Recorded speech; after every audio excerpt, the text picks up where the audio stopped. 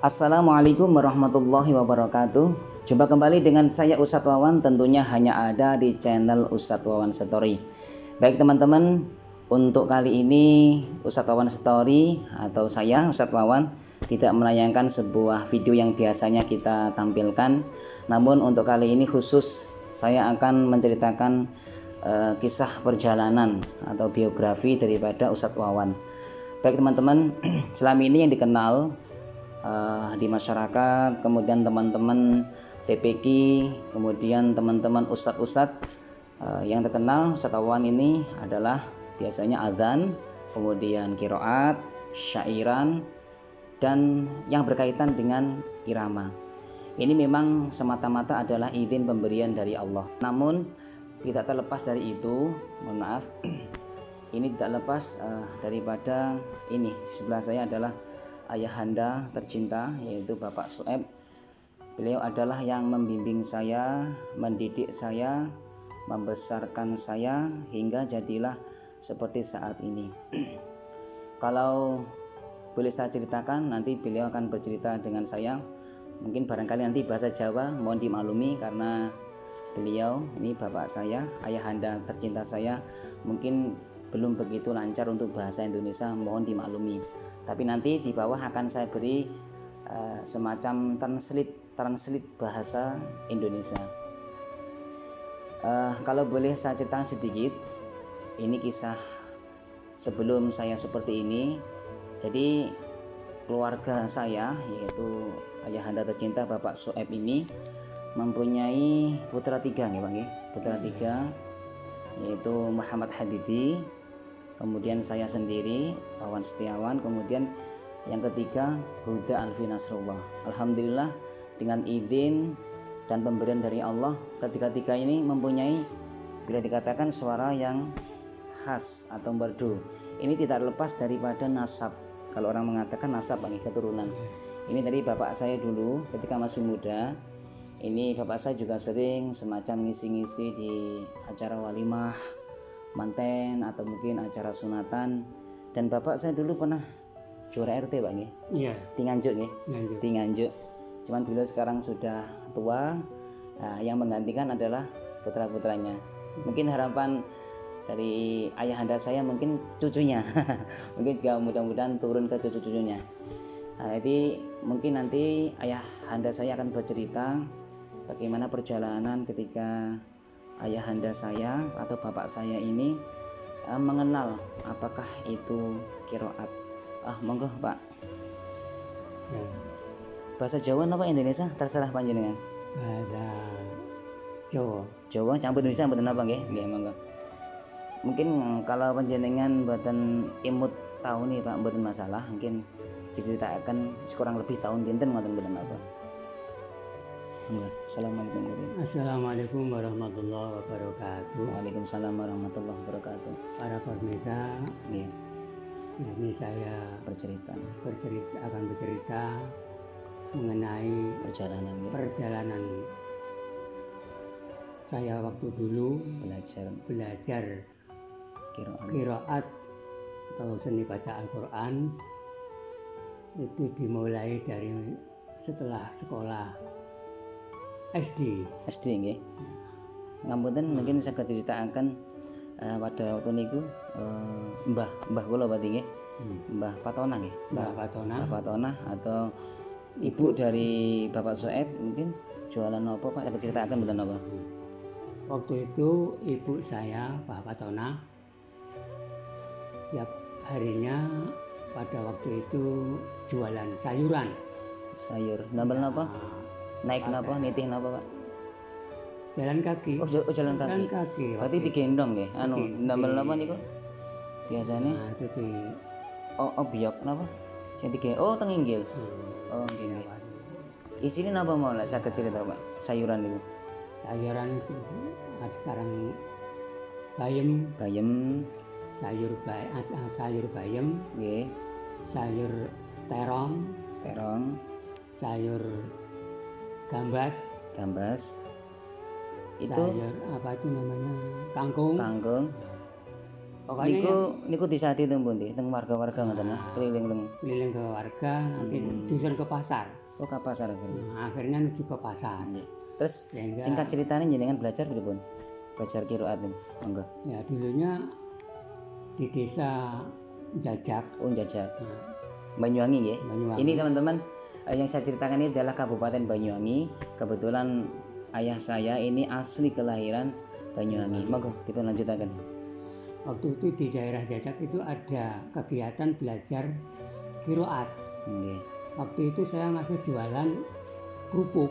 Oh, kali jualan Bukan kerupuk. berarti mbok atau mbah jualan sayur, jenengan jualan Kerupuk. kerupuk. Nggih, monggo. Setelah pulang dari jualan, saya mampir ke tempat belajar qiraat itu. Nggih. Tasih imut namine sinten gurune menawi imut. Nah, kalau itu sudah lupa ya. Lupa nggih. Nggih mboten apa lanjut mawon. Namanya sudah lupa. Nggih. Belajar niku enjing siang napa sore? Jam 2 sore. Oh, 2 siang nggih. Berarti pada ini asar niku. Ya, Oh nggih, lajeng dipun lanjutaken. waktu itu muridnya kurang lebih ada 20-an. 20-an. Wonten sistem bayar mboten? Enggak ada. Mboten. Gratis. Berarti memang gratis nggih. Memang gratis. Sinten sing pengin derek monggo berarti. Monggo. Oh nggih. Lanjutaken monggo.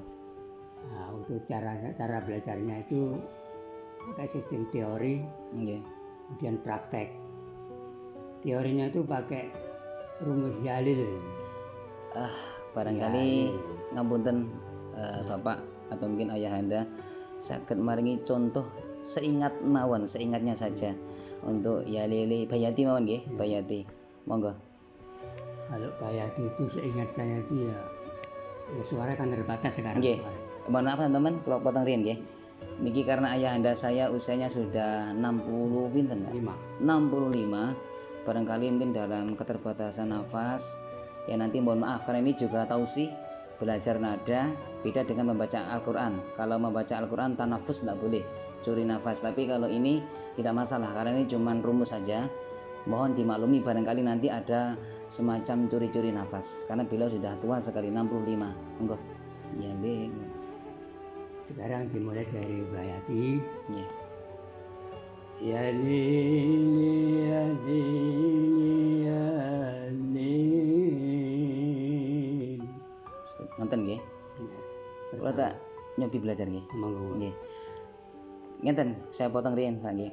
Dulu ini ada cerita yang agak unik atau lucu. Setiap subuh bapak saya ini di samping mengajari orang-orang di Nganjuk, waktu itu di Nganjuk teman-teman, sudah berkeluarga di Nganjuk. Nah, bapak saya ini biasanya ngajar orang-orang di masjid sebelah. Dikumpulkan di dalam satu masjid kemudian dipelajari tausis seperti yang dicontohkan oleh bapak saya. Ya lele seperti itu. Lah biasanya untuk keluarga ini dipelajari setelah subuh, yaitu mas saya Muhammad Hadibi dengan saya itu diajari. Cuman saya ini termasuk anak yang bandel. Apa bandel? Sulit untuk diajari. Kalau mas saya itu orangnya tipikalnya orangnya manut. Jadi diajari kata ya lele ngoten niku manut. Kalau saya lebih sembunyi di apa jenenge talang, di talang masjid. Saya masih ingat niku. Jadi emang sengaja singitan Pak, delik, orang Jawa delik. Jadi akhirnya yang belajar itu nggih bapak saya dengan kakak saya. Sehingga ya beda hasilnya. Orang belajar dengan tidak. Monggo Pak. Ya lili durang sange awal malih. Ya lili ya lili ya lili. Saya coba. Ya lili ya lili ya lili. Setelahnya Lanjutannya yang ya kedua. lili. Ya lili ya lili ya lili. Nggih. Ya lili ya lili ya lili. Mungkin mohon maaf karena saya dulu tuh paling bandel belajar niki. Jadi saya niki apa istilahnya mengulang Kalau saya sekarang kan belajar ngeten Bapak nggih, sing enggal sing kados muamar niku lho sing umum. Ya. Tapi tidak ada salahnya teman-teman ini untuk mengulang masa-masa lalu apa yang pernah dipelajari bapak saya. Monggo lanjut malih. Ya sing Ya lil ya lil asine Yalil lho nggih, Yalil nggih. ya lil Ya lil ya lil. Terus. ya. Terus. Ya lil ya lil ya Ambil nafas. Monggo.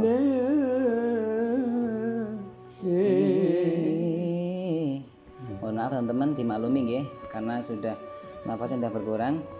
Kalau coba nggih. Ya lele ya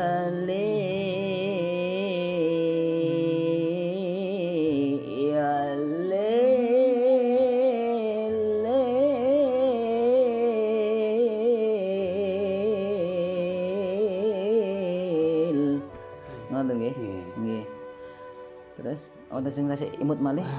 Kapan mboten mawon. Tapi wonten hasil tasian nggih. Tapi semakin anu nggih munggah malih nggih, semakin nanjak malih. Ngeten mawon sakniki jenengan maringi contoh sing Yalil pertama wau, kula tak sing niki. Ngaten nggih. Cobi jenengan sing Yalil ambil napasin, Mbak. Ya lil ya lil ya lil Ya, alhamdulillah. Nurun nabiyyi 'alal awalimi asfara. Lajeng Ya lil ya lil ya lil nggih. Fa'abana asbabar rasyadi wa adhara.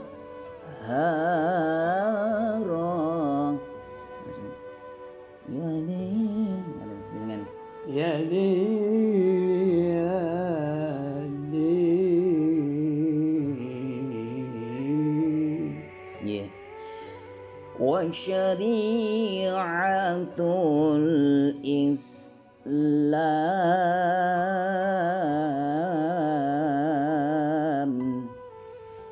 Ngoten nggih? Nggih, cekap. Mungkin itu teman-teman, ini adalah ayah Anda saya. Mohon dimaklumi karena beliau sangat sudah tua, 65. Kita berharap mudah-mudahan beliau tetap sehat dan bisa mewujudkan cita-citanya. Insya Allah beliau punya harapan yaitu kepingin berangkat haji ke Makkah Madinah nggih.